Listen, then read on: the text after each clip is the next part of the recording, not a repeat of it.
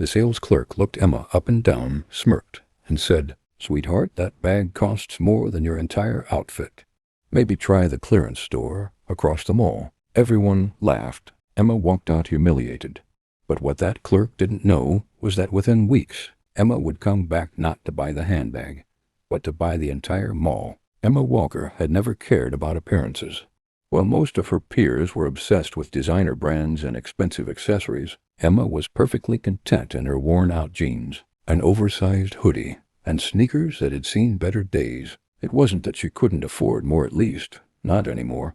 But she had spent most of her life learning that what truly mattered wasn't on the outside. Emma grew up in a small town in Ohio, the daughter of a single mother who worked double shifts at a diner. Money was always tight. Emma learned early on to stretch every dollar, to choose practicality over flash. By the time she graduated high school, she had built a habit of blending in, never drawing too much attention to herself. But blending in had its downside. People underestimated her. And on that fateful Saturday, it was about to happen again, this time on a much larger stage. Emma stepped into Briel's, one of the most luxurious boutiques in the mall. It was the kind of place where glass chandeliers sparkled above marble floors, and every handbag sat in a spotlight as if it were a priceless artifact. Emma's eyes locked onto a particular bag in the display case, a sleek black leather piece she had admired online for weeks. It wasn't about the brand. It was about what it symbolized. After years of struggle, she finally wanted to treat herself to something nice. Behind the counter stood Victoria, a tall brunette in designer heels and red lipstick. She carried herself like royalty, and when her eyes landed on Emma's hoodie and sneakers, she smirked. Emma took a step closer to the display case. But before she could even point at the bag, Victoria slid in front of her. "Excuse me, miss," Victoria said, tilting her head with a fake smile.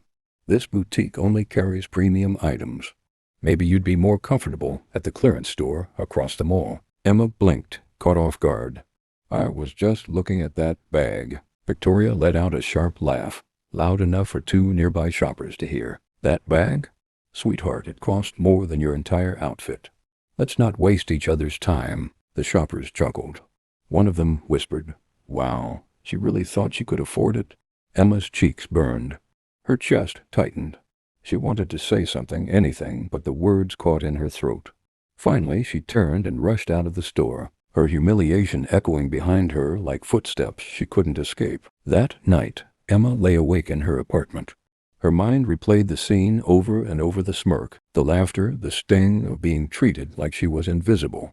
But unlike most people, Emma had a secret. She wasn't just some girl in a hoodie. She was the co-founder of SoftLink, a rising tech company that had just closed a multi-million-dollar deal with an investor. She was wealthy, now wealthier than Victoria could ever imagine. Still, Emma had never flaunted her success. She lived simply, quietly, investing almost everything back into her business. But tonight felt different. Victoria's words played like a broken record in her mind. "That bag costs more than your entire outfit. Maybe try the clearance store." Emma sat up in bed, her humiliation slowly hardening into determination. "They judged me because of my clothes. They laughed because I didn't look rich. But I don't need to prove myself with a handbag. No, I'll prove myself with something much bigger." And with that thought, Emma picked up her phone and sent an email to her lawyer. The next morning, instead of heading to Briel's, Emma walked into the mall's executive office. Mr. Collins, the mall's general manager, was a balding man in his 50s with tired eyes. When Emma introduced herself and hinted at her financial capabilities, his demeanor changed instantly. Within days, meetings were scheduled. Lawyers were involved. Documents were signed, and by the end of the month, Emma Walker officially owned the entire shopping mall, including Briel's, the very boutique that had humiliated her. But Emma didn't want to reveal herself just yet. She wanted the moment to sting. The mall buzzed with anticipation on the day of the official announcement. Store owners and employees gathered in the atrium, whispering about the mysterious new owner. Victoria stood with her co-workers, rolling her eyes. "I heard it's some rich businessman from New York," she said smugly. "Good. Maybe they'll finally raise the standards. We don't need just anyone wandering in here." And then the doors opened. Emma walked in. Same hoodie, same sneakers, same jeans. Victoria groaned. "Oh no, not her again." Still chasing after that bag? Emma didn't answer. She simply walked to the stage where Mr. Collins handed her the microphone. "Ladies and gentlemen," Mr. Collins said, his voice booming through the speakers, "it is my honor to introduce the new owner of this mall, Ms. Emma Walker." Gasps filled the air. Heads turned, and Victoria's jaw dropped. Emma took a deep breath and began to speak. "When I walked into this mall a few weeks ago," Emma began, "I was laughed at. Not because of who I am, but because of what I was wearing." The crowd was silent, hanging on her every word. "I was told I didn't belong, that I should try the clearance store. But the truth is, I could have bought everything in that boutique 10 times over. And now I have." Whispers rippled through the crowd. Emma continued, her voice steady and strong. "This mall will no longer be a place where people are judged by their clothes, their appearance, or their bank accounts. From now on, everyone, whether they're in designer suits or sweatpants, will be treated with dignity. Because respect should never have a price tag." The atrium erupted in applause. Some people cheered.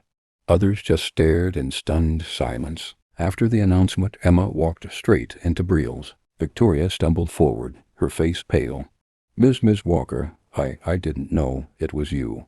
Please, you have to understand I was just doing my job." Emma held up a hand. "Your job is to sell handbags, not to humiliate customers. You judged me because of my clothes, and you laughed at me because you assumed I couldn't afford what you sell." Victoria's voice cracked. "Please, don't fire me. This job is all I have." Emma stared at her for a long moment. She could have easily fired Victoria on the spot. She could have humiliated her the way she had been humiliated. But Emma had learned that real power wasn't about revenge. It was about setting an example. "You'll stay," Emma said finally, "but you'll attend mandatory training in customer service and humility. If you fail, you're out." Victoria swallowed hard, nodding quickly. Yes, of course. Thank you." In the weeks that followed, the mall transformed. Employees treated customers with warmth and respect. The atmosphere shifted. Business boomed. As for Emma, she often walked through the mall in her same hoodie and sneakers. This time, though, no one dared to underestimate her. One afternoon, she stopped outside. Briel's, the handbag that once made her feel so small, was still sitting in the display case. She smiled. She didn't need it anymore, because she had bought something far greater, the entire mall, her dignity and her justice. And from that day forward, no one was ever denied service there again.